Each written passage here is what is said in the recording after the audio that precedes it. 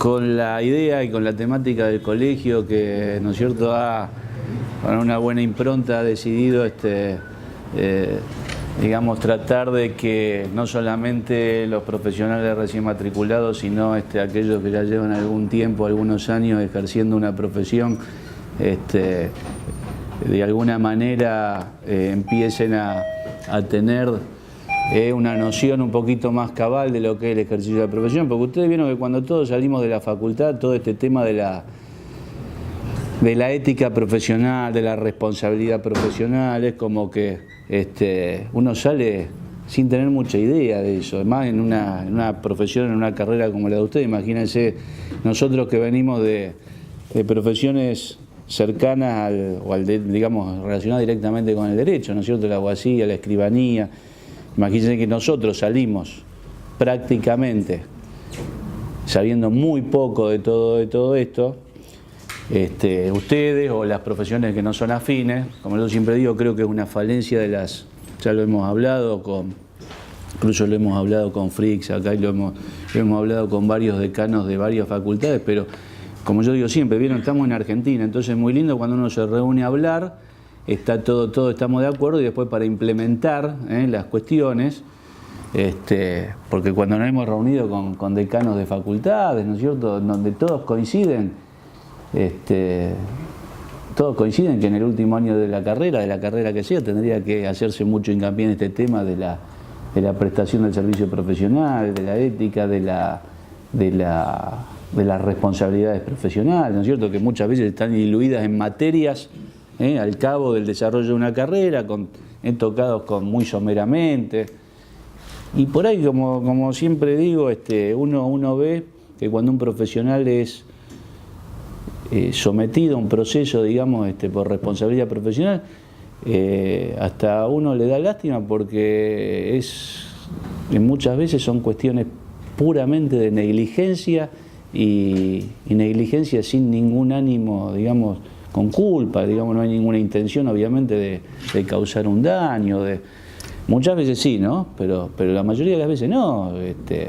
Esos profesionales jóvenes que se reciben y dicen, yo no sabía que esto, no, la verdad que esto se me escapó que era así. Entonces se alivianarían muchas cuestiones, además que obviamente uno tendría un cabal conocimiento del ejercicio de su profesión, si en los últimos años o en el último año se profundizara este tema, ¿no? Y no nos quedáramos tanto en la cuestión técnica de la profesión.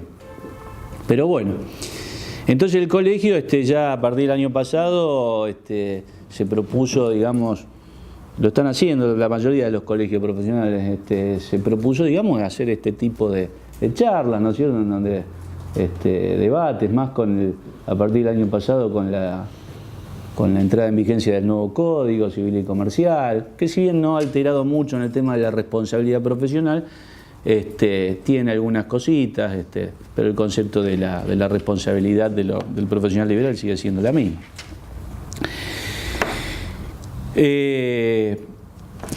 Como nos vamos a ver 2 miércoles, la idea era un poco repartir los temas para no agotar en un miércoles agotar todo un tema y que nos quedemos en la otra charla sin nada o con muy pocas cosas para ver o con cosas a lo mejor menos interesantes. Entonces yo dejé para el miércoles que viene cuestiones relacionadas directamente con algunos fallos, algunas cuestiones prácticas que he podido sacar de un trabajo que estoy haciendo. Entonces hoy vamos a introducirnos en el tema para ver qué es esto de la ética profesional. El año pasado escribí un articulito que estaba en la revista de ustedes y empezaba diciendo que este tema de la ética, el concepto de la ética hoy en la actualidad, parece que vagara, ¿no es cierto?, en mares profundos, ¿no es cierto?, digamos como que en el 2016, digamos, ya en esta época no se le presta mucha atención a la cuestión del ejercicio profesional, y justamente en las universidades lo que se le exige al profesional, o sea, en la preparación y después en en el desempeño de sus funciones, el comitente, el cliente, lo que le exige a lo mejor es que tenga una gran aptitud técnica, un conocimiento, pero dejando de lado todo el tema del concepto ideológico del desarrollo de la profesión, que es lo que hace a la prestación de un buen servicio, ¿no? Y muchas veces uno también lo deja de lado, el medio que lo pone al margen, cuando en realidad debería ser lo prioritario, porque no nos olvidemos que la ética profesional a todos nosotros, a todos los profesionales, ¿qué nos pide? Nos pide ser el mejor profesional posible. Tender a la excelencia, ¿sí? Que cada uno en lo que hacemos tratemos de ser lo mejores posible, poniendo el mayor empeño en el ejercicio de la función que tenemos. Eso es lo que en realidad nos pide la ética, a todos nosotros, a todos aquellos que desarrollan o desempeñan una profesión.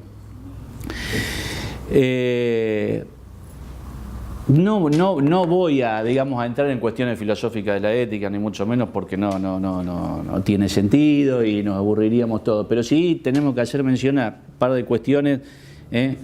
Lo que nosotros tenemos que comprender es que, digamos, nosotros en general hay que comprender que el hombre como un ser humano racional es constitutivamente ético. O sea, todos nosotros, por el solo hecho de ser humanos, somos seres constitutivamente éticos. Es más, cuando en la Facultad de Derecho desarrollamos más profundamente estos temas, hay autores en que coinciden, que estudian el tema en profundidad, dicen que el hombre naturalmente es bueno, el ser humano naturalmente es bueno, ¿no es cierto? Que, digamos, todos nos vamos contaminando cuando nos vamos desarrollando en sociedad. O sea que el hombre es constitutivamente ético. También tenemos que entender y comprender que la postura que asumamos nosotros en nuestra vida, la postura que cada uno asuma diariamente, va a repercutir directamente en el campo profesional. O sea, nosotros no podemos deslindar dos personalidades. Soy de una manera en mi vida privada y en la vida profesional soy de otra manera. Sí o sí va a repercutir en el campo profesional la postura ética que nosotros adoptemos frente a la vida. Y por último, lo que tenemos que entender es que todo acto profesional, la materialización de todo acto profesional, sí o sí refleja una conducta ética. Aunque nosotros no nos demos cuenta, cuando nosotros estamos materializando ese acto, en la relación con el cliente, con el comitente en este caso, etc., automáticamente, sin proponérnoslo, estamos reflejando una conducta y una postura ética. ¿De qué se ocupa la ética? A ver, porque muchas veces nos quedamos en que la ética en esa cuestión filosófica, ¿no es cierto? Eso que está en el aire, y lo asimilamos más a lo moral, porque seguramente cuando, si alguno de nosotros nos preguntan qué es la ética, tendemos generalmente a asimilarlo a un concepto de moral, relacionándolo con algo abstracto, algo que está ahí en el aire, vagando. ¿De qué se ocupa la ética? La ética se va a ocupar solamente del acto humano. O sea, del acto que vamos a realizar todos nosotros, el ser humano. A la ética no le va a importar el acto en el cual no haya una relación directa del ser humano. A diferencia del derecho, como vamos a ver después más adelante cuando veamos ciertas inconductas que están legisladas y están tratadas en códigos, en reglamentos, la ética solamente se va a ocupar del acto humano, el acto realizado por el hombre. El derecho se va a ocupar de actos realizados no por el hombre. Si yo voy con mi perro paseando por la calle y muerde a alguien, seguramente me va a ser responsable a mí como guardián de la cosa. Si yo dejo mi auto mal estacionado, o lo dejo en una bajada sin el freno de mano, le causa un daño a alguien, voy a responder, por más que no haya una acción directa del hombre. En cambio, a la ética siempre le va a ocupar, y a la ética profesional más.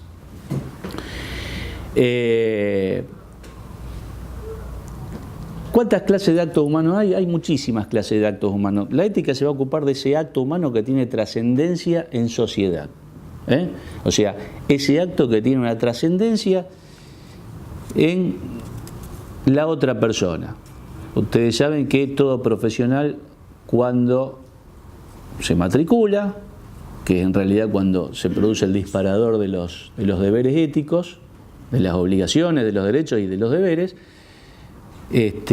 a la ética lo que va a interesar para evaluar una conducta es si ese acto ha tenido trascendencia en sociedad. Que esto va un poco en contra con el concepto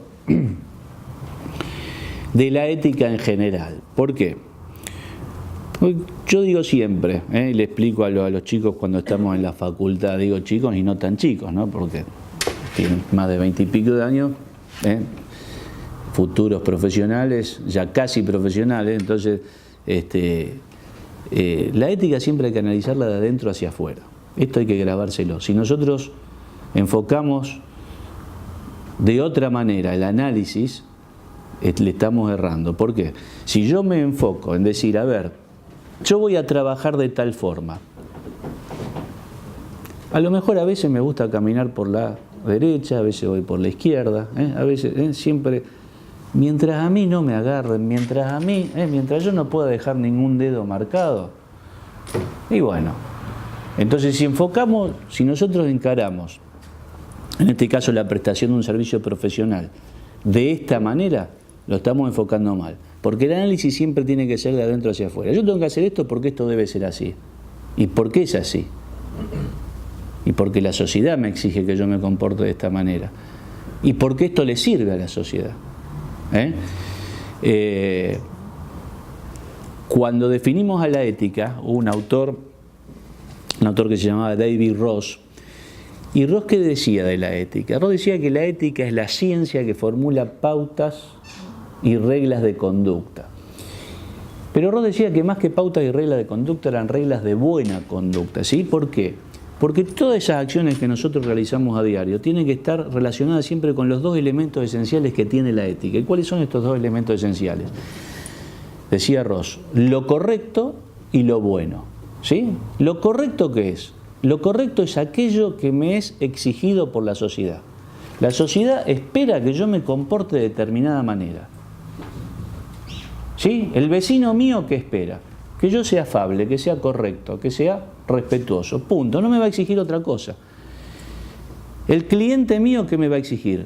No solamente me va a exigir que sea afable, que sea respetuoso, que tenga buen trato, sino que me va a exigir también que sea diligente, que sea responsable en la contratación de ese servicio. Me lo va a exigir. Y el otro elemento era lo bueno, o es lo bueno. ¿Qué es lo bueno? Aquello que sirve a la sociedad, aquello que es valioso para la sociedad, decía Ross. Y fíjense que toda profesión, el ejercicio de toda profesión, cumple una función social. La profesión de ustedes tiene una neta función social, es lo que después, el hecho de una mensura, un amojonamiento, etcétera, etcétera, es lo que después hace nacer una serie de actos que se van encadenando entre sí. Y si llegamos a hacer algo, llegan a hacer algo que está mal o que tiene trascendencia. Como todas las profesiones en realidad, porque todas las profesiones tienen consecuencias ante el incumplimiento o la mal realización o el mal ejercicio. O sea que todas las profesiones tienen una función social. Por lo tanto, todo lo que nosotros hacemos, a lo mejor sin planteárnoslo, profesionalmente hablando, es bueno para la sociedad, le sirve, es útil. Entonces, para hablar de ética, a ver, ¿qué es la ética? Podemos hablar de una ética profesional, son dos cosas distintas, es lo mismo. Los conceptos de ética son similares, o sea, no podemos escindir y decir ética es una cosa y ética profesional es otra. ¿Qué es la ética? La ética es esto que les acabo de decir, es pautas o reglas de conducta que todos debemos tener en sociedad y siempre tendiendo a estas dos cosas. Tener en cuenta lo bueno y lo correcto. ¿Para qué? Para llegar al fin, el fin que persigue la ética en general, o en realidad la ética persigue dos fines, como coinciden la mayoría de los autores que estudian este tema. ¿Cuáles son esos dos fines que persiguen la ética? Primero, uno más cercano, más próximo nuestro, que es lograr el bien común, el bien común.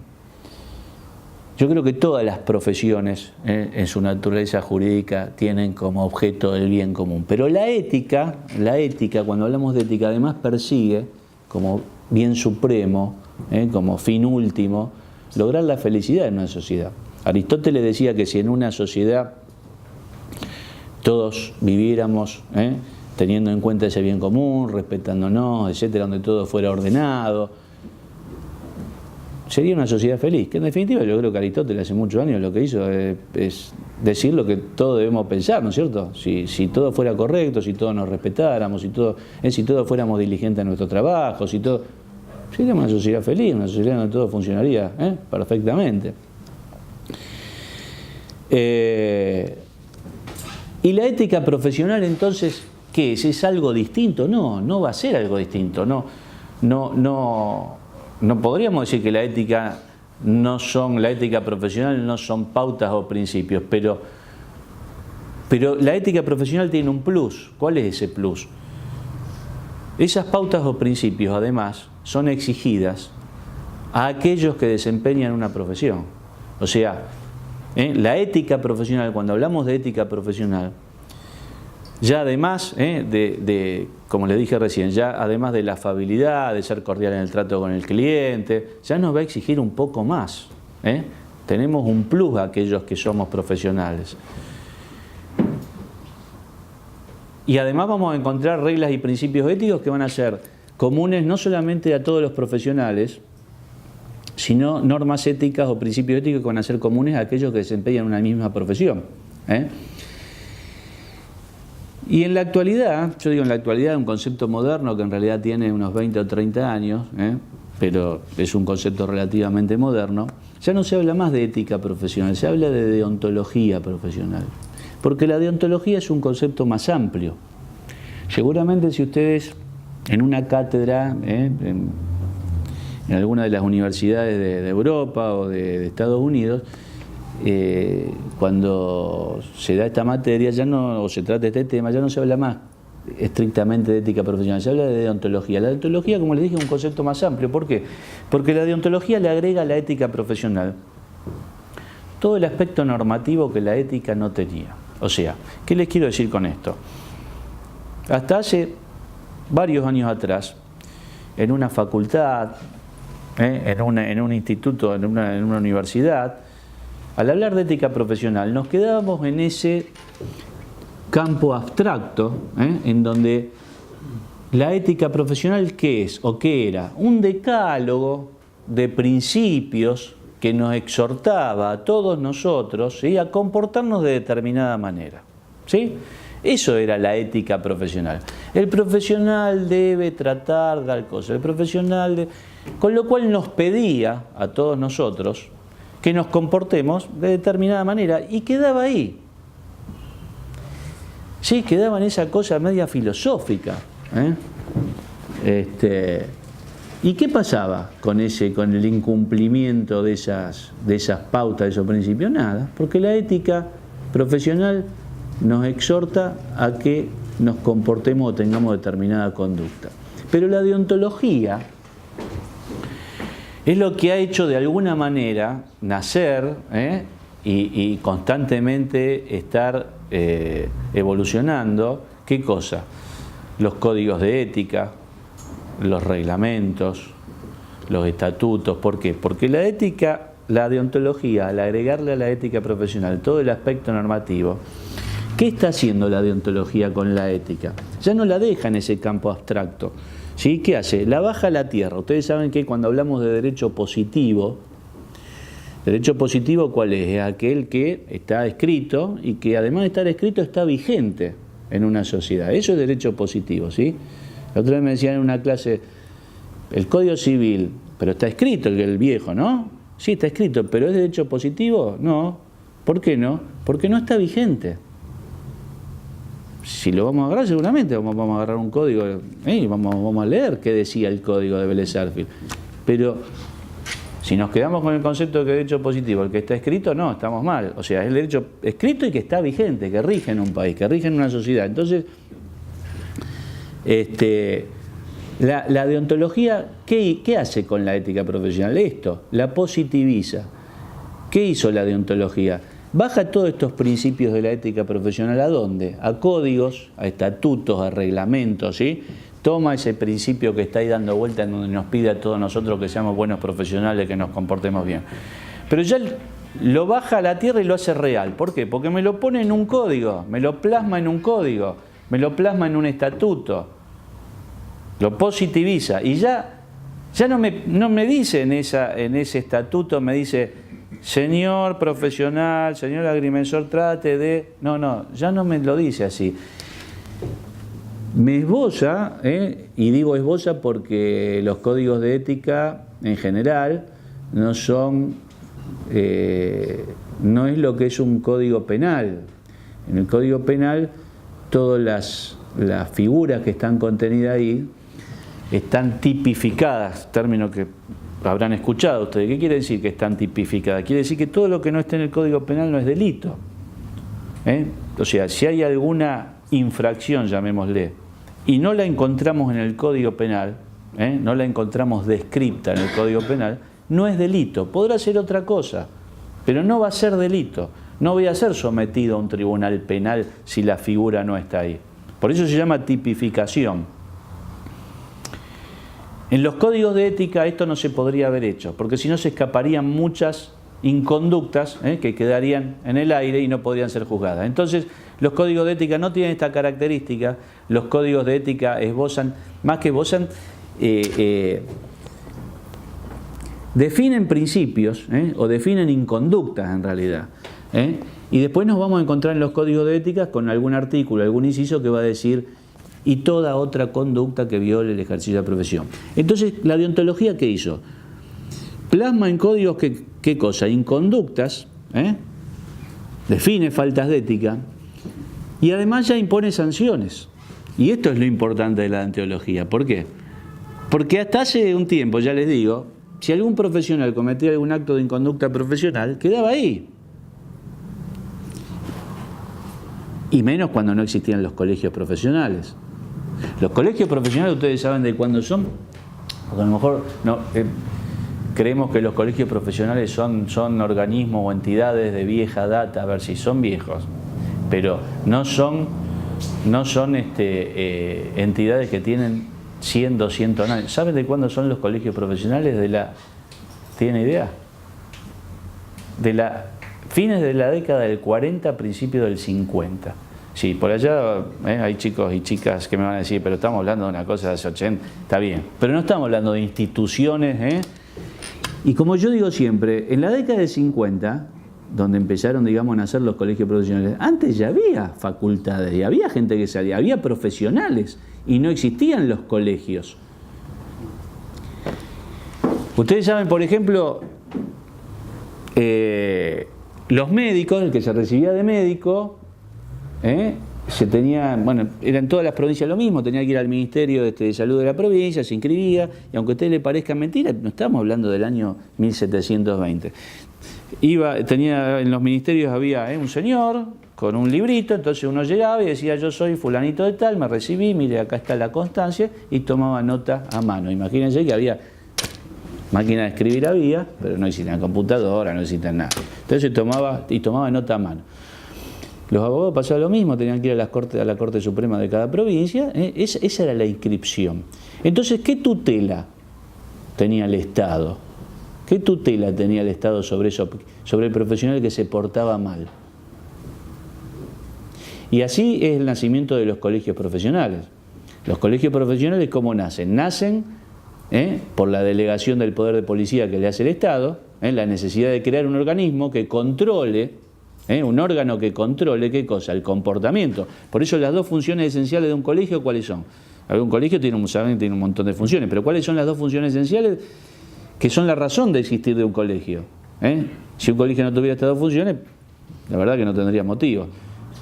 El gobierno de la matrícula, el control de la matrícula, y lo otro que es fundamental y lo que vamos a desarrollar en esta charla y en la que viene, es la potestad ética disciplinaria. El colegio es la única entidad, el único cuerpo, el único órgano que puede decidir si yo puedo seguir ejerciendo o no mi profesión. Ahora solamente les digo esto, después vamos a analizar por qué. Fíjense qué importante.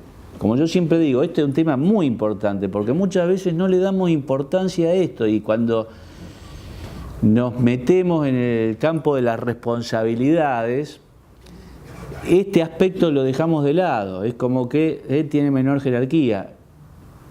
Y el colegio, a través de su órgano, Tribunal de Ética o Disciplina, es el que va a decidir o el que puede decidir sobre mi ejercicio profesional. Si yo en una eventual comisión de una falta de ética puedo seguir ejerciendo o no. Entonces, le digo, la deontología es muy importante porque la deontología lo que vino a hacer es esto, a agregarle todo ese aspecto punitivo, llamémosle, que la ética no tenía, y con esto que le da una característica que tiene el derecho y que la hace coercible. Ustedes saben que la coercibilidad nos indica que cuando nosotros hablamos y decimos que algo es coercible, quiere decir que no nos puede ser impuesto por la fuerza si nosotros no cumplimos eso, ¿sí? Entonces, si nos quedamos con la ética profesional, como ese decálogo de principios que nos pide, nos exhorta a nosotros que nos portemos bien, que tratemos de ser responsables con el cliente, que tratemos, ¿qué coercibilidad tiene la ética? O la ética profesional. Pero ya la deontología, que ya que me dice, ojo señor profesional, me está diciendo en un código, si usted incurre en alguna de estas conductas descritas y es sometido a un proceso y es encontrado culpable, va a tener esta sanción. Entonces ya no es que la ética me pida a mí que me porte bien. De alguna manera ya me lo está exigiendo, me la está haciendo coercible. Yo sé que tengo que actuar de tal manera, porque si no actúo o infrinjo alguna norma y soy sometido a un proceso y soy encontrado culpable, voy a tener una sanción. Ya no queda en ese esbozo, en esa exhortación a que trate de ser un buen profesional. De todas maneras, una de las características de la ética es esta. La ética siempre nos va a exhortar, que es una gran diferencia que tiene con el derecho. ¿A ustedes les parece que el derecho a nosotros nos podría pedir que nos comportemos de determinada manera? No, es un caos, sería un caos, es un caos. Imagínense que el derecho tiene esta característica, es imperativo, totalmente imperativo, obviamente. El derecho manda, el derecho ordena, ¿sí? El derecho nos obliga a que nosotros hagamos o no hagamos algo. Imagínense que si nosotros tuviéramos normas legales que no nos obligaran o que no nos mandaran a hacer o no hacer y que nos pidiera. Entonces que nos dijera, por ejemplo, una norma que nos dijera, en el Código Civil, que nos dijera, mire señor inquilino, cuando usted firma un contrato de locación, trate de pagar en tiempo y forma. Trate de pagar en tiempo y forma. Mire señor, cuando usted vaya por Boulevard Oroño, trate de no ir a más de 30, porque si no puede ser peligroso.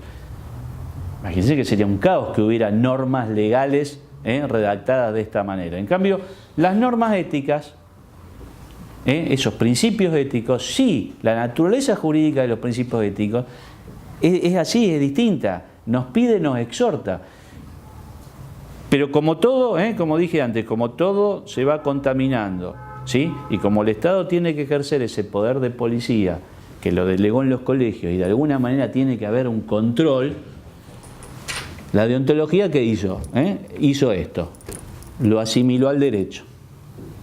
Entonces, cuando hablamos de deontología, lo que ha hecho con la ética profesional es asimilarla al derecho y le da este carácter de coercibilidad, ¿sí? Por eso hoy tenemos todos los códigos de ética, hoy todos los colegios profesionales tienen su código de ética, su reglamento del tribunal, que ese es otro tema, va a haber un órgano independiente del directorio del colegio que va a ser el que va a juzgar la conducta de un profesional.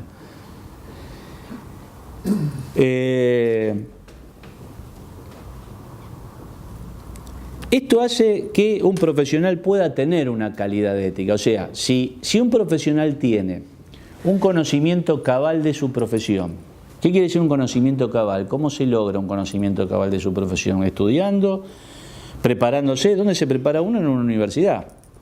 ¿Cómo llego yo a entender todo lo que hace a mi profesión?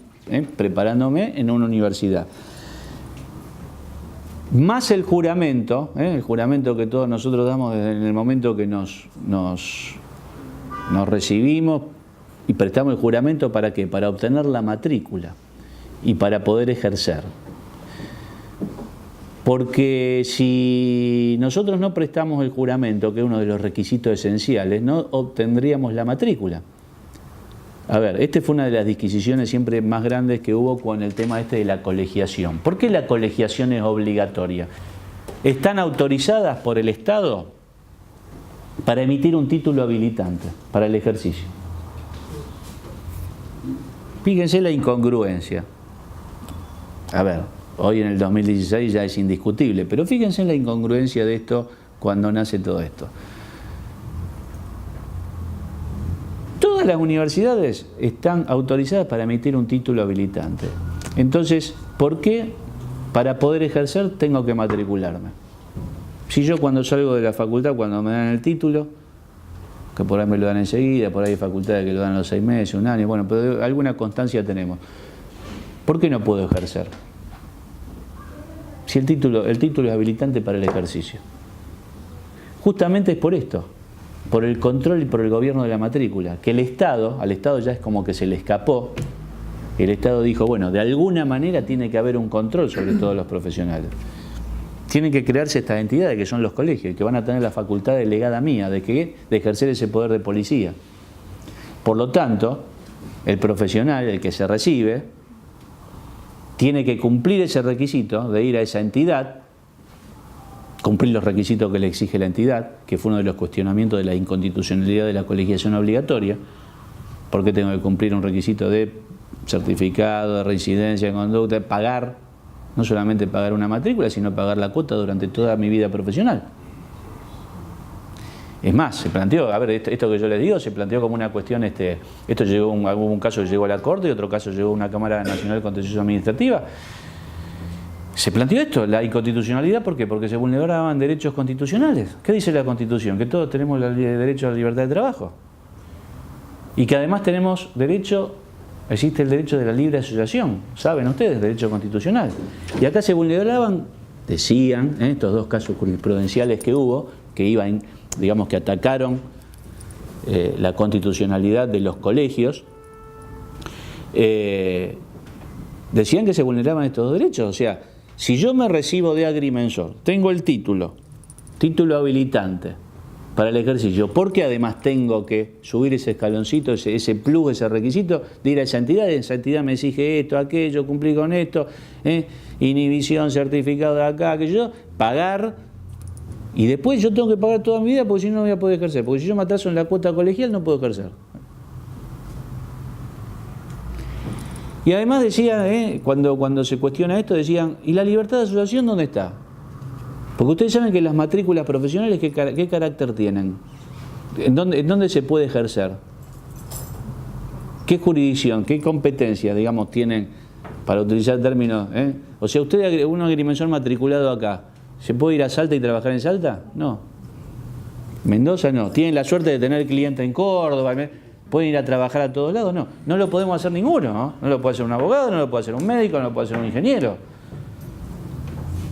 Entonces, los que cuestionaron este tema decían, ¿dónde está la libre asociación? O sea, yo no puedo ni siquiera exigir a dónde me voy a asociar, porque este tema de la colegiación obligatoria justamente a lo que me obliga es a matricularme en cada jurisdicción en donde yo quiero ejercer.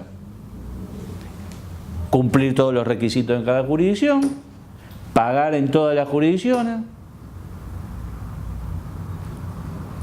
Y le digo, ¿qué pasa? A ver, yo no sé por ahí en el rubro de ustedes, pero yo le digo que en el rubro de abogados, corredores inmobiliarios, que tienen la suerte de tener trabajo, ¿no es cierto?, acá, en Córdoba, en Buenos Aires, ¿no es cierto?, y que abrir una oficina, y tienen que matricularse en todos los lugares, y cumplir con los requisitos de cada colegio, y pagar las matrículas. Porque las matrículas son provinciales, que también es un debate, cuando hemos hecho alguna jornada de colegios profesionales, no solamente de abogacía, sino de colegios profesionales, de todas las profesiones, se ha planteado esto, la unificación, que la matrícula sea una matrícula que nos permita trabajar en todo el territorio de la nación. Que después allá en las provincias que tengan su reglamentación con respecto a otros temas estamos de acuerdo. El profesional que ejerce en la provincia de Santa Fe, que se ha sometido para determinados temas a la jurisdicción del colegio, perfecto. Pero ¿por qué la matrícula no me permite a mí? ¿Por qué ustedes si se mudan y se van a vivir a Córdoba no les permite trabajar en la provincia de Córdoba, estando matriculado acá y a lo mejor cumpliendo un trámite administrativo, como sería un cambio de domicilio? Y ¿saben qué? Cuando uno plantea estas cosas no encuentra muchas respuestas lógicas. Esto es como todo lo que escuchamos todos los días de ¿y por qué esto no sé? Si esto sería tan fácil arreglarlo de tal manera, y nunca encontramos a alguien que diga que esto después va a tener una implicancia directa con lo que vamos a ver más adelante, porque esto de la matrícula nacional va a tener una implicancia directa con la responsabilidad profesional. Cuando un profesional es sancionado, fíjense la incongruencia de esto. El médico que opera mal y que se le muere un paciente, porque opera mal, porque trabaja mal, porque no respeta protocolo quirúrgico, etcétera, etcétera, y le cancelan la matrícula. Se hace 70 kilómetros y se va a San Nicolás, cruza el puente Rosario Víctor y se matricula en Entre Ríos y puede ejercer. ¿Y que va a trabajar bien en un lado, mal en el otro? Yo tengo siempre, nosotros tenemos los datos, digamos, y la información siempre de abogados, digamos, con lo que uno ha estado vinculado. Y ¿saben la cantidad de casos que hemos tenido en los tribunales de ética del Colegio de Abogados de esos abogados que son reincidentes, esos abogados que realmente hacen mal la profesión, hacen que cuando la gente dice y los abogados son todos uno, y uno tenga que agachar la cabeza, desgraciadamente, porque hay 10.000 matriculados, pero hay 100 que son delincuentes, entonces eso resalta, es como todo. Y la cantidad de casos que hemos tenido de abogados que acá se le han cancelado la matrícula, pero porque han cometido faltas graves, y llega una comunicación del Colegio de Abogados de Santiago del Estero porque pidiendo antecedentes, porque resulta que cayó un fulano que se matriculó y está haciendo lo mismo. Fíjense la incongruencia. Entonces, estamos permitiendo, con esta falta de regulación, estamos permitiendo, pero que cualquier profesión pase lo mismo.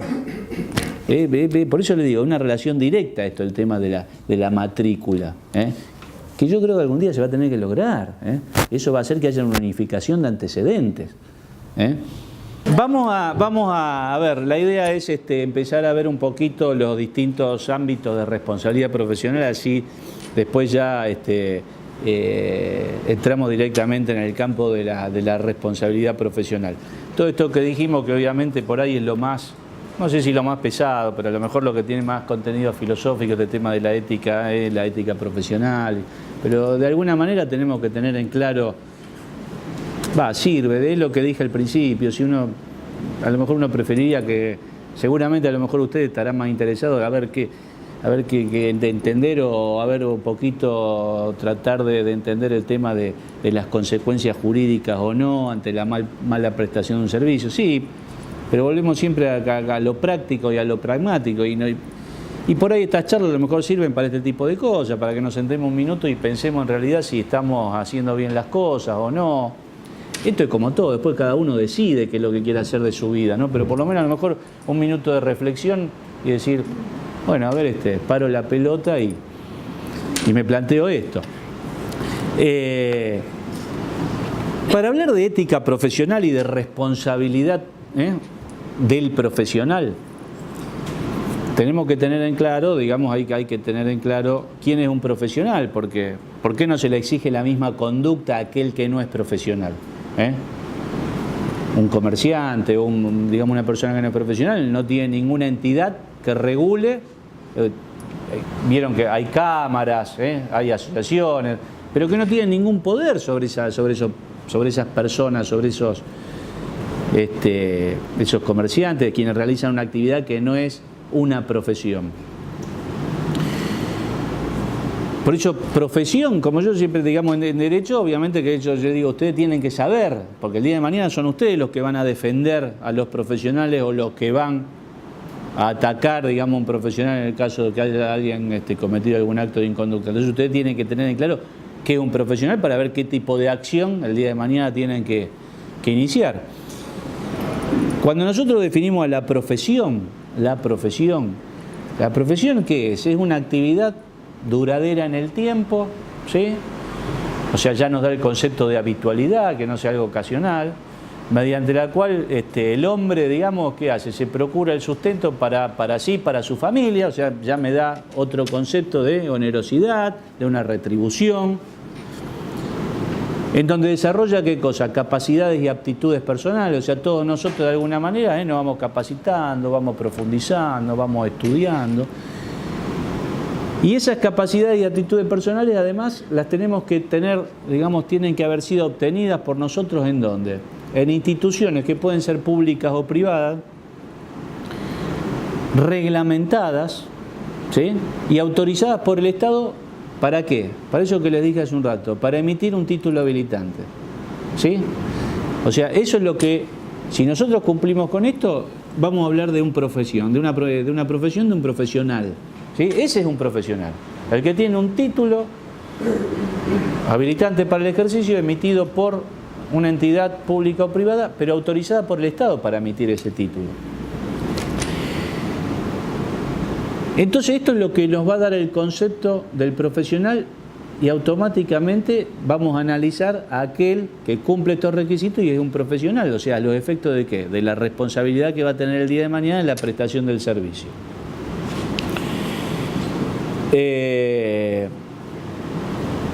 ¿Cuáles son los ámbitos? ¿En qué ámbitos de responsabilidad puede incurrir un profesional en el ejercicio de su función, de su profesión? En general, ¿en qué ámbitos podemos incurrir? Yo creo que hay 5 ámbitos de responsabilidad profesional. Algunos autores hablan de más ámbitos, pero es como si fueran desmembraciones de estos 5 que yo creo que son troncales en toda profesión y en la responsabilidad profesional en general. Primero, a ver, no es un orden jerárquico. Primero, responsabilidad civil, obviamente, responsabilidad civil. O sea, cualquiera de nosotros en el ejercicio de nuestra profesión podemos incurrir en un ámbito de responsabilidad civil. ¿Cuándo vamos a incurrir en este ámbito de responsabilidad? Cuando a través de nuestro accionar, cuando a través de nuestro ejercicio, ¿qué hagamos? Le causemos un daño o un perjuicio a un tercero. Tercero en sentido amplio, cuando causemos un daño o un perjuicio a alguien. ¿Sí? Entonces, ahí vamos a incurrir en el ámbito de responsabilidad civil. Y vamos a responder a través de ¿qué? A través de una acción que posiblemente se nos va a iniciar de daños y perjuicios, o hoy en la actualidad la mayoría de las acciones contra profesionales en este tipo de situaciones son acciones, como ustedes saben, de mala praxis. La mala praxis es un concepto que el común de la gente lo tiene como que se circunscribe ¿a quién? Al médico, al abogado, ¿no es cierto? La otra vez me dicen, yo estaba dando clase en la carrera de corredor inmobiliario, que es corredor inmobiliario, martillero, administrador de consorcio, ¿no es cierto? Que es una carrera universitaria. Y entonces estaba dando clase ahí, me dice un alumno, me dice, pero escúcheme, me dice, y nosotros, yo la verdad que no me veo. Y le digo, el día de mañana usted está sentado en su oficina, en su inmobiliaria. Viene un cliente para decirle que le administra una propiedad y pide que le redacte el contrato de locación. Y usted se olvida de poner en una cláusula el tema de las garantías. Bueno, pero se puede subsanar. Me dice, sí, obviamente todo se puede subsanar. Pero vamos a suponer que ese inquilino le destruye el departamento, la unidad, no tiene de dónde cobrarle porque es insolvente, y cuando quieren iniciar algún tipo de acción se dan cuenta que es en vano, además de que el cliente gasta el dinero del inicio de una acción judicial. Bueno, pero de alguna manera se podrá arreglar. Sí, de alguna manera se podrá arreglar, ¿sabe cómo es? Cuando el cliente ese le va a iniciar una acción de mala praxis y va a terminar respondiendo usted. Pero eso no es mala praxis. Eso es mala praxis, le digo. Mala praxis. Asesorar mal, no poner la diligencia necesaria, el conocimiento. Por eso una de las cosas fundamentales cuando uno ejerce una profesión, ¿saben cuál es? Que muchas veces uno no le da bolilla, uno dice, total, es estar capacitado constantemente. Elegimos una profesión de la que sea, debemos estar capacitados, porque eso hace que uno pueda cometer un error por negligencia. El desconocimiento, ya lo vamos a ver más adelante, yo creo que lo vamos a ver el miércoles que viene, el desconocimiento no solamente no me exime de una responsabilidad, sino que hasta me equipara muchas veces a quien cometió un hecho con dolo, o sea, con intención, ese que lo hizo a propósito. No me exime, no me saca responsabilidad. Entonces muchas veces uno ve que en distintas profesiones no existe el dolo, no existe la intención, pero se ha causado el daño por un desconocimiento, por una falta de capacidad, una falta de preparación. Yo les voy a leer después, creo que la semana que viene, pues no vamos a llegar ahora, les voy a leer, tengo 2 o 3, no fallos, pero porque le hice una compilación de distintas partes de fallos de distintos tribunales sobre los agrimensores, en tema de mojonamiento, o sea, donde en 3 renglones distintos tribunales han coincidido sobre ciertas conductas y sobre la responsabilidad. Entonces, la mala praxis hoy es aplicable a cualquier profesión, No nos quedemos con ese concepto de que mala praxis es el médico que operó mal, el abogado que se quedó con plata del cliente. No, cualquier profesional puede incurrir en mala praxis. Entonces, en este ámbito de responsabilidad civil, el que incurra en este ámbito va a responder a través de una acción de daño y perjuicio o de mala praxis. Otro ámbito de responsabilidad en el que podemos incurrir, cualquier profesional que esté en ejercicio de su función o de su profesión, va a ser la responsabilidad penal. En la responsabilidad penal porque también nos creemos a lo mejor penal, código penal, delitos, y yo no voy a agarrar ni un revólver, ni voy a ir a robar ni... ¿Cuándo incurrimos en responsabilidad penal? Cuando a través de nuestra conducta cometemos un hecho ilícito. Y el hecho ilícito no quiere decir esto que les acabo de decir. Agarro y cambio el numerito de la mensura, cambio el numerito de los metros cuadrados, cambio los metros lineales, toda una cosa. Y eso saben que es como yo, esto por ahí se los digo en derecho, que cuando algún alumno le habla del expediente, entonces, claro, imagínense un chico, sí, el expediente tiene hojitas adentro. Y le digo, ¿saben qué son esas hojitas de un expediente? ¿Saben qué es un expediente primero? Un expediente es un instrumento público. Ya abren los ojos. ¿Saben qué son esas hojitas que están adentro de un expediente? Son instrumentos públicos porque forman parte del principal. ¿Y saben una cosa? El Código Penal, así como define el homicidio, la violación, al estupro, al robo, al hurto, define la adulteración o supresión de instrumento público. Y es un delito.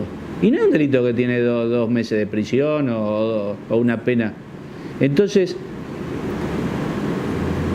el plano, mucho del tema de ustedes lo toco de oído, pero el plano, digamos, lo que uno hace y que sale aprobado por una repartición pública, tiene el carácter de instrumento público.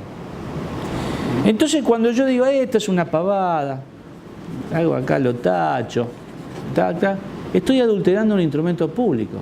Entonces, eso que a mí me pareció un acto insignificante, hace que yo pueda quedar inmerso en este ámbito de la responsabilidad penal.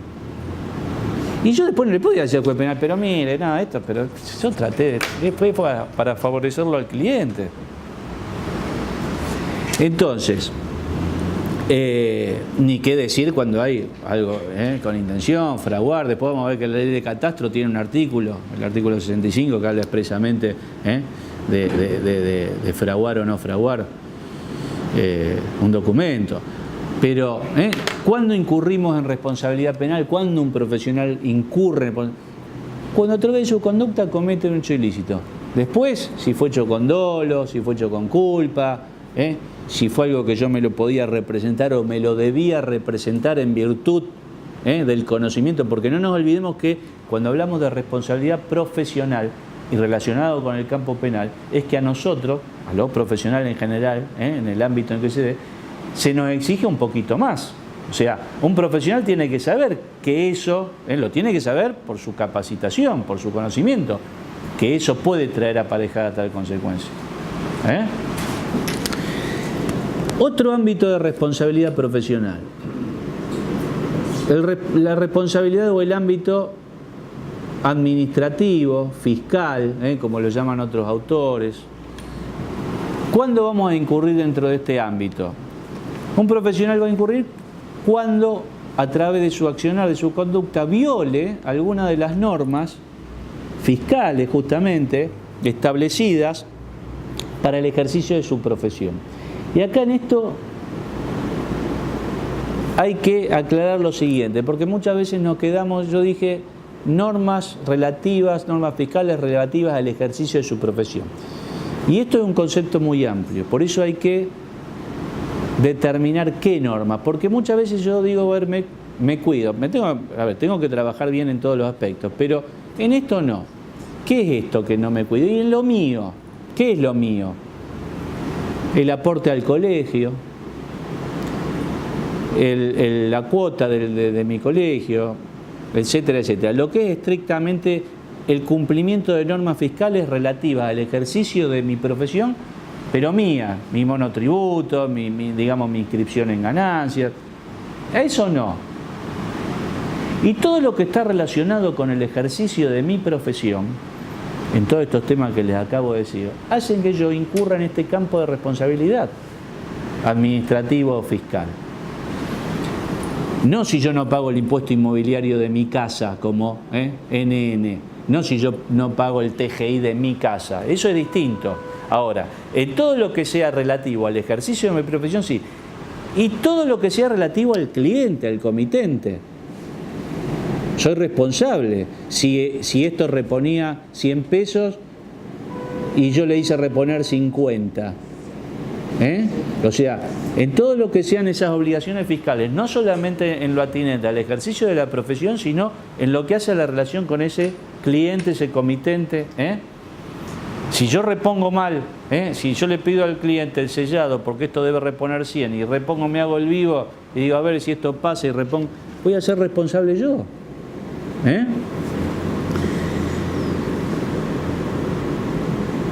Otro ámbito de responsabilidad profesional es el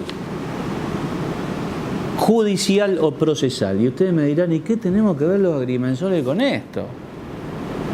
Y este es un ámbito de responsabilidad en el que puede incurrir, de hecho, está previsto en todos los códigos de procedimientos que son provinciales, civiles y comerciales, ¿no? Está previsto específicamente, siempre tienen un artículo que está referido a este tema. Por ejemplo, en nuestro Código de Procedimiento Civil y Comercial de la provincia de Santa Fe, en el artículo 24, habla del deber de actuar con lealtad y buena fe hacia el tribunal. ¿Y qué dice más o menos este artículo? La verdad yo no me lo acuerdo de memoria, pero dice que habla de los abogados, sus representantes y toda otra persona que esté vinculado a un proceso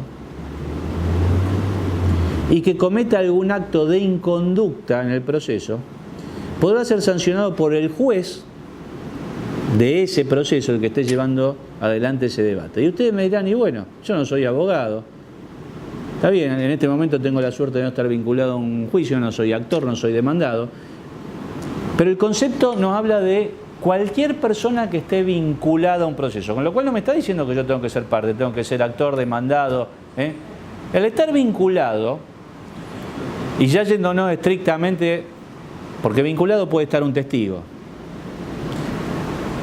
pero ya yendo directamente al campo del ejercicio profesional, ¿quién puede estar vinculado a un proceso? Un perito. Entonces el día de mañana, alguno de ustedes es sorteado de la lista o es propuesto por una parte para hacer una pericia sobre un inmueble que se esté discutiendo en un proceso, sea de la naturaleza que sea, o para hacer una mensura.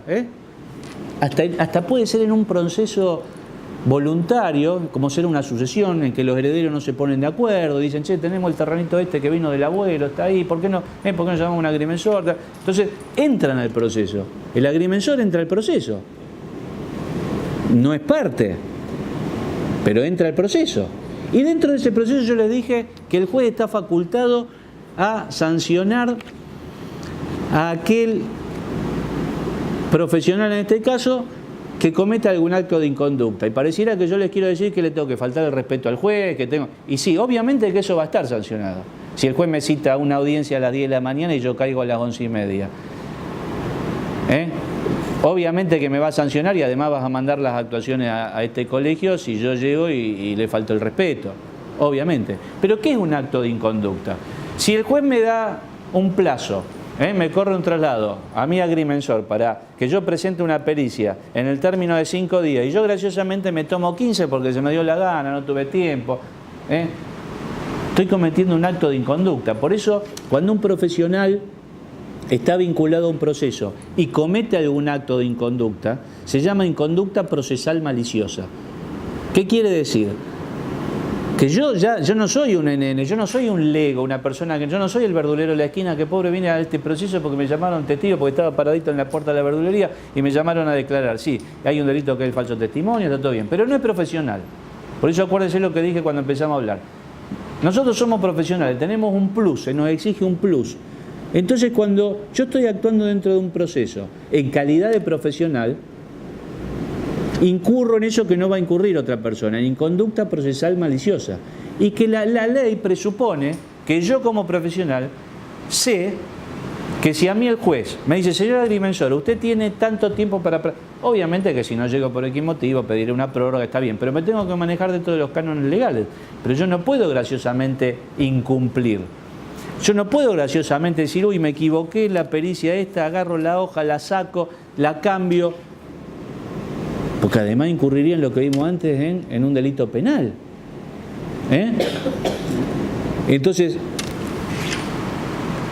este ámbito de responsabilidad que muchas veces, en general los profesionales lo ven como una cosa lejana, y ya les digo, hay cientos de médicos que son sorteados de la lista a diario, como perito médico en juicio laboral, en juicio civil, en juicios penales, cientos hay, que están metidos dentro de un juicio y que por ahí después terminan ellos vinculados a un problema y dicen, ¿por qué si yo acá, lo único que vine, me anoté en una lista? Pero hiciste esto, y sí, pero esto, bueno, esto constituye un delito, constituye un acto de inconducta. Entonces ese juez, ese proceso, ¿qué podrá hacer? Les va a poner, está facultado a imponer una sanción. Va a poder quitarle la matrícula, va a poder decir, a ver, yo lo suspendo a este agrimensor 3 meses en el ejercicio de la función o de la profesión.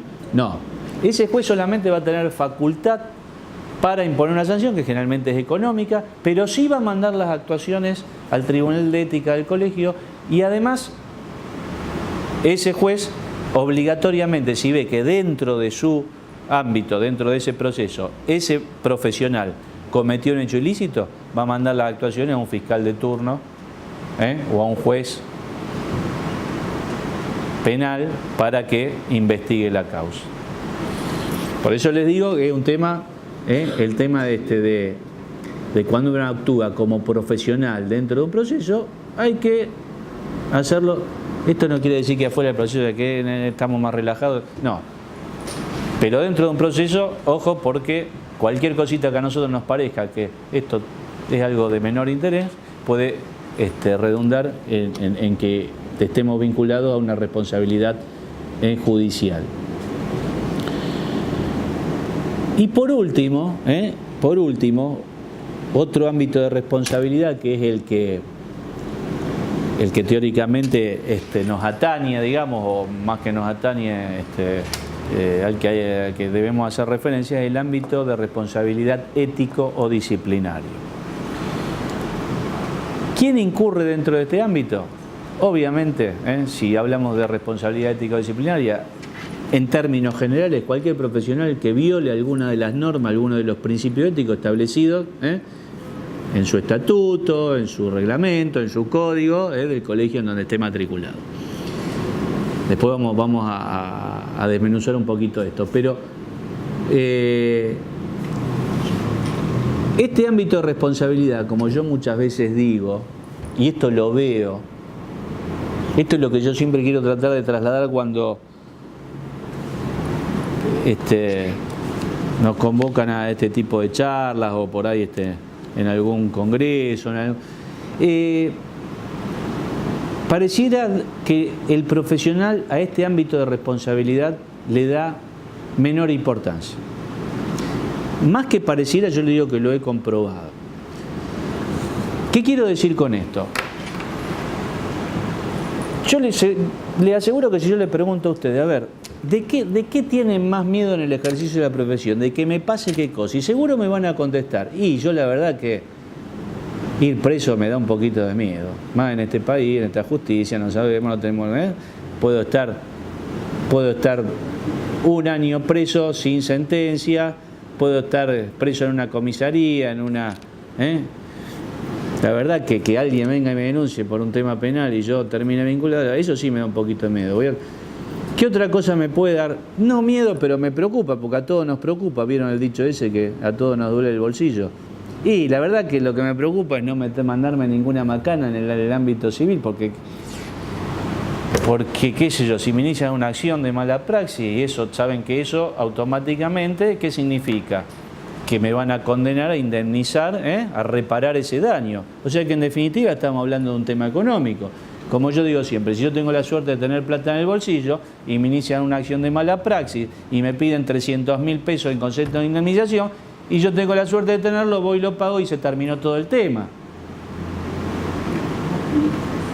Y en el tema penal, ¿cómo funciona nuestra justicia?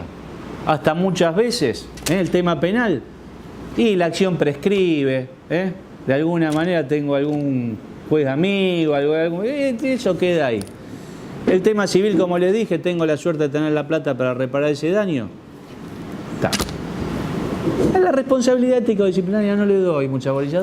¿Qué es eso de la responsabilidad ético-disciplinaria? El colegio que me va a venir a decir si yo puedo hacer esto, puedo hacer lo otro. Y yo les digo que yo he visto, por lo menos lo que me atañe a mí, que yo he sido muchos años juez del Tribunal de Ética del Colegio de Abogados, he visto profesionales, no solamente profesionales recién recibidos, sino profesionales con muchos años de trayectoria, que simultáneamente han estado sometidos a un proceso penal, a un proceso civil y a un proceso ético-disciplinario, porque esa persona que le hizo la denuncia, ese damnificado, inició, lo atacó en todos los flancos, digamos. Y yo he visto profesionales que estaban preocupados por eso, por lo que yo le estoy diciendo. A ver, ¿cómo zafo del tema penal? ¿Cómo es el tema ético-disciplinario? No. Y han terminado zafando, como les digo, y perdonen el término, del tema penal. ¿Por qué? Porque por los artilugios legales, más un abogado. El tema civil, como yo les digo, y bueno, arreglo con arreglo, un plan de pago, cuota, le devuelvo el dinero, bueno, vemos, me quedé con la plata del cliente, pero bueno, sí, no le inicié el trabajo y me quedé con la plata, bueno, se la devolveré, que hasta tengo la suerte en una de ellas que me dé un plan de cuota para devolvérselo. Pero el tema ético-disciplinario, que a mí me parecía una cosa que quedaba ahí, total, eso, ¿qué me importa? Y han terminado con la matrícula cancelada.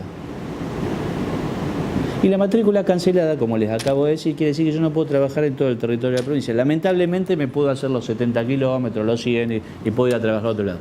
Pero no puedo trabajar más en todo el territorio de la provincia de Santa Fe. Entonces fíjense qué lindo. Zafé del tema penal. El tema civil, bueno, me costó unos pesitos. Pero no puedo trabajar más de lo que a mí me gusta trabajar. O de lo que yo vivía, o de lo que era mi medio de vida. ¿Por qué es esto? Porque uno de los principios en materia de responsabilidad profesional y en materia de ética profesional, es que los tribunales de ética, justamente cuando un profesional es denunciado o se le sigue un proceso, independientemente de que haya una causa penal en trámite o una causa civil, y que a lo mejor eso ustedes saben que la causa civil son intereses meramente privados, yo arreglo con esa persona que le cause un daño, se enteró quién es el juez de la causa y no se enteró más nadie por no sale publicitado. El tema penal, como les dije, o prescribió el delito, caducó la causa, etcétera, etcétera. En un tribunal de ética, el tribunal tiene la obligación, muchas veces, de seguir la causa de oficio. O sea, el tribunal lo que tiene que evaluar es que si la falta de ética está cometida, seguir con el proceso, independientemente si haya reparado el daño. Entonces, pasa esto que yo les dije. Eso que yo no le daba importancia, eso que decía que era de menor jerarquía, porque a mí lo que me importa es lo otro, el nombre social, que no salga en el diario, que yo en realidad me metieron preso. Pero fíjense, por eso hoy lo que también se ha hablado con todos los tribunales de ética, y cuando se sanciona un profesional, como pasaba hace muchos años, yo no sé si se acuerdan los más grandes, cuando el diario La Capital era otro diario La Capital, que salían las sanciones, se publicaban las sanciones. Yo digo Capital porque acá, pero tiene que ser el diario de mayor circulación del lugar en donde ese profesional está enunciado. Yo le digo que hoy uno ve el diario y en la parte que no sale a ningún lado, cuando se sanciona un profesional, cuando se lo suspende, cuando se le cancela la matrícula, no sale. ¿Por qué no sale? Por un falso, yo esto lo digo y lo digo públicamente cuando tenemos alguna reunión con los colegios, un falso corporativismo de los colegios profesionales. O sea, si yo quiero hacer digna la profesión y juzgo a un profesional y lo suspendo en el ejercicio de profesión como entidad y lo tengo que publicar. No puedo ampararme, de hecho, no, aquí la gente va a empezar a hablar mal y bueno, pero para eso está. Y el público tiene que saber que el tribunal actuó, que el colegio actuó y que el profesional fue sancionado. Bueno, estos son los 5 ámbitos de responsabilidad profesional. Hay algunos autores que incluyen, pero yo creo que es el eje central de la responsabilidad profesional. O sea, cualquiera de nosotros en el ejercicio de nuestra profesión podemos incurrir en estos 5 ámbitos. No es bueno, no es bueno. Y esto no quiere decir tampoco a ver que con una misma conducta o con una inconducta vayamos a incurrir en todos. Podemos incurrir en uno solo, o sea, a ver, nuestra inconducta puede ser solamente el agravio a un colega. Yo lo insulto a un colega, me quedo con el cliente del colega. Se subsume a un problema entre colegas. O sea, estamos hablando de responsabilidad ética o disciplinaria, nada más. Ahora, puede ser que una misma inconducta quede abarcada por varios aspectos o por varios ámbitos al mismo tiempo. El caso que yo le dije antes.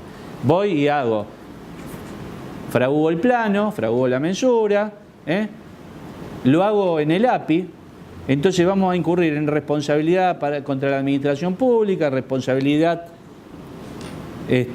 hacia el comitente que me encargó el trabajo, responsabilidad hacia el colegio profesional al cual yo me debo, que siempre cuando yo estoy matriculado me debo al colegio, y responsabilidad hacia el decoro profesional. Entonces vamos a encontrar en un código ético que va a haber un sinnúmero de normas que nos van a dar por la cabeza. Y voy a incurrir en una responsabilidad penal, en el comitente mío que me va a decir encima ahora esto tarda, lo que tenía que haber salido rápido lo tarda porque ahora usted está metido en este problema, entonces ahora tenemos que verificar o no verificar el sellado, esto, lo otro, qué sé yo, y ahora un juez pidió que los planes y yo lo que quiero es tener todo listo porque tengo que largar. Entonces estamos vinculados, metidos en un problema grave. A ver, son -4, para que no se cansen. Cortamos y entonces el miércoles que viene arrancamos 5:30 y nos metemos de lleno en el tema de la responsabilidad. ¿Sí? Bueno, gracias.